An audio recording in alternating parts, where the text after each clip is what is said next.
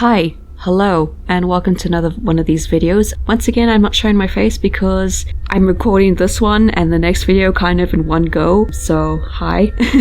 One of the reasons I'm not really showing my face in this video, the next video, or the previous video even, is because my town has barely had any electricity, and every time it rains, there's been like nothing. So I'd rather focus on just editing my voice, which takes me very little time to do, and it still gives you guys a lot of content, and it's fine. So, you know, one day you'll see my face again. It's fine. Anyway, enjoy these and let me know what you think of them. A lot of things went down in this house, but out of all the spooky things that have happened to me there, this one just crossed my mind after 18 years. I was 14 years old, living in Orange County with my two sisters and my mother. We had a rough upbringing, so renting an actual house was like a dream come true for us at the time, until we realized we were living in a haunted house. I was with my mom the day we rented. The garage was scary as hell, even in the daylight with people around. It just always gave me a clustered feeling of something being there I couldn't see.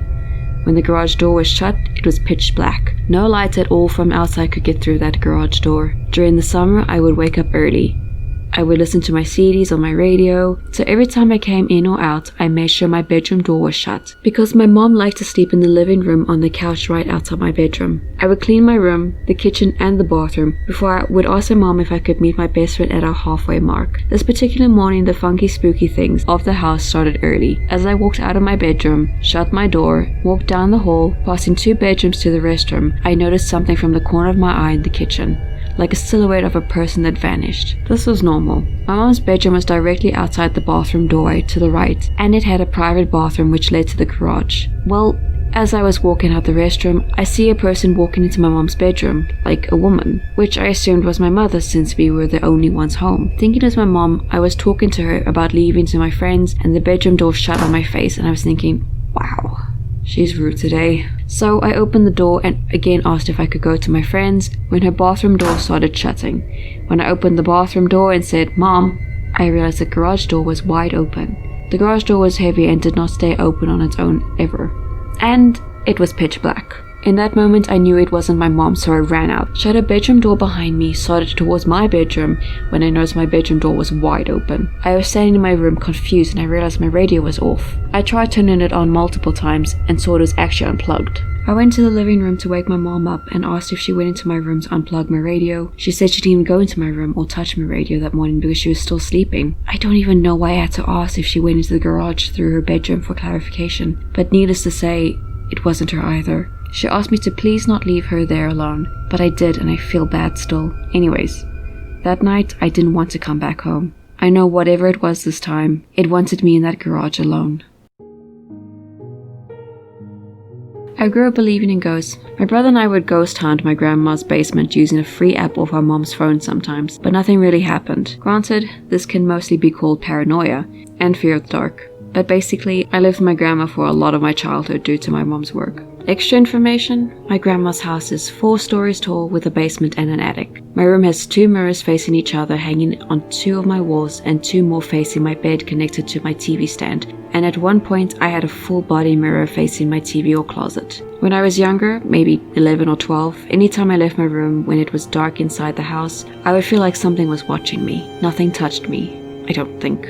But I always felt a need to get away as fast as possible. The feeling started at the cliche basement fear of something in the dark. It got to the point where I refused to go into the basement while it was dark down there.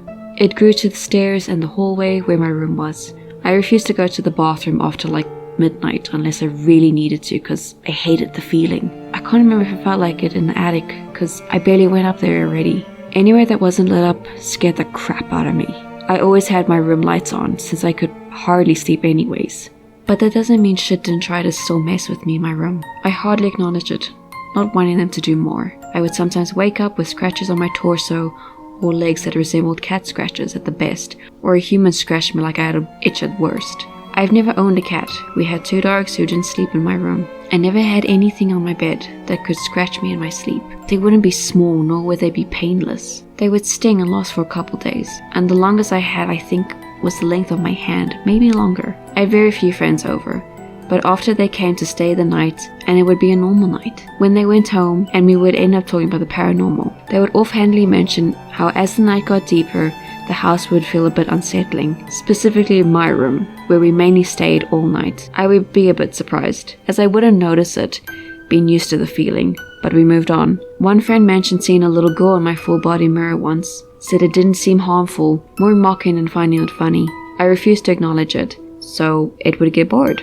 Another friend swore they heard a little kid voice on a video call when I had to leave for a second. Said friend didn't know about what the other friend saw. People said they noticed it a couple more times, but we moved on from it. Other mentioned sometimes my bedroom door would open and then seem like it was being attempted to be closed, but someone wasn't pushing it strong enough. My door wasn't hard to close, nor could it be opened that easy. It would stop a little after I didn't acknowledge it. The floors are kinda creaky when you step on it, so you can sometimes hear when someone's walking. I swear I heard creaky almost like footsteps right next to my room in the kitchen. The kitchen and my room are right next to each other, separated by a sheet wall. No one else is on the floor. Yes, I would check. Sometimes, in my room I would feel like something is hovering over my blankets, but it went away in minutes. But it scared me enough to keep my body in my blankets. I don't know if anyone else in the house felt like this, and I don't intend to ask. Since I've gotten older, I've cleansed my room multiple times and took out the full body mirror. I don't get scratches in my sleep anymore and barely have the feeling of something watching me. I can go to the basement at night now, but I have to turn the lights on where I go to feel fine.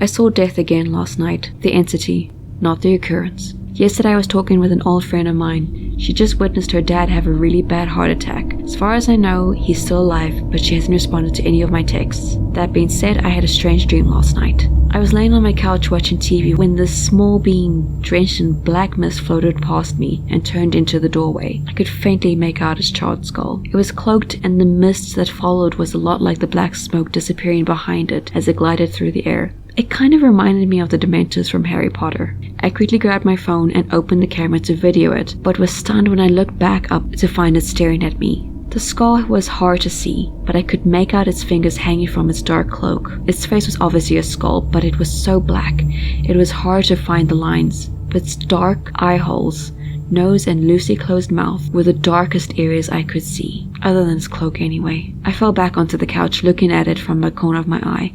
I wasn't sure if it was coming closer to me or staying stagnant from the bright TV shining on me, but I spoke, telling it that it had to leave and to leave me and my family alone. That's when I woke up, in sleep paralysis in my bed. The room was dark, but I finally got the strength to turn the lamp on. In the living room, there was nothing out of the ordinary. The light was dimmed and the TV was shut off like it was supposed to be. The only big difference I noticed was my living room seemed larger in the dream, and there was no doorway behind the TV. It was just a wall. And death, I'm assuming that's what the entity was smaller than the last few times I've seen it. The first was the day my grandmother passed away, only a few hours before I found her in her bed. That time I was outside and it wasn't a dream. The second was a few days before I had to put one of my pets down. That was more like a sleep paralysis experience. I called my parents to see if they were alright, and nothing out of the ordinary there. However, I'm still very concerned for my old friend. I hope everything's alright. Last she spoke to me was yesterday. She was going to see her dad in the hospital, but hasn't answered me since.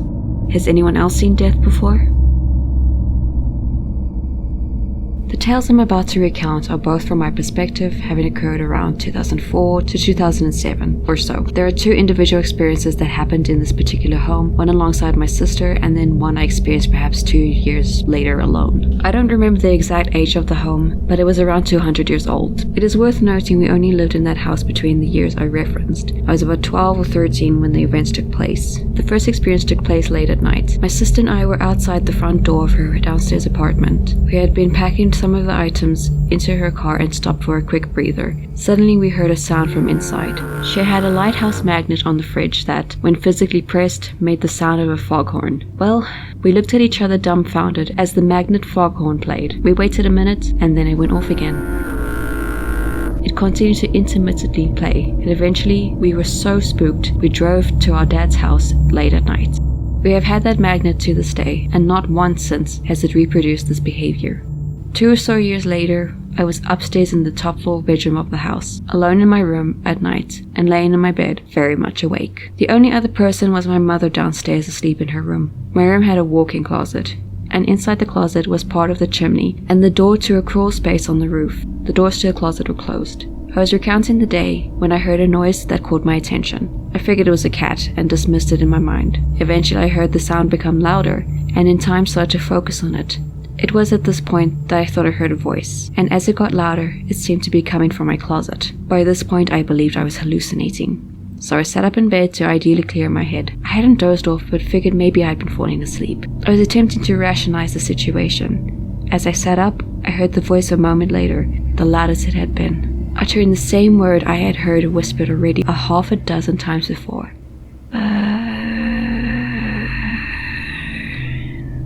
Long, drawn out, emanating from behind the closet doors. I was stunned and scared beyond belief.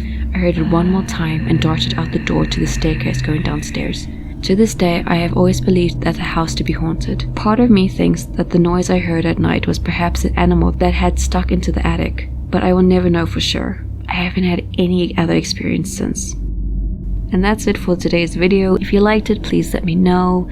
Please leave a like and a subscribe if you want me to do more of these. If you have any other suggestions besides Reddit stories that I found, please let me know. If you have any personal experiences you'd like me to read in a video like this, please let me know as well. I do have a Patreon link in the description. You don't have to. It's just there to help me build on the channel and eventually work towards a better sound system, and I don't know what else. But anyway, I hope you guys enjoyed this video. Until next time, bye bye.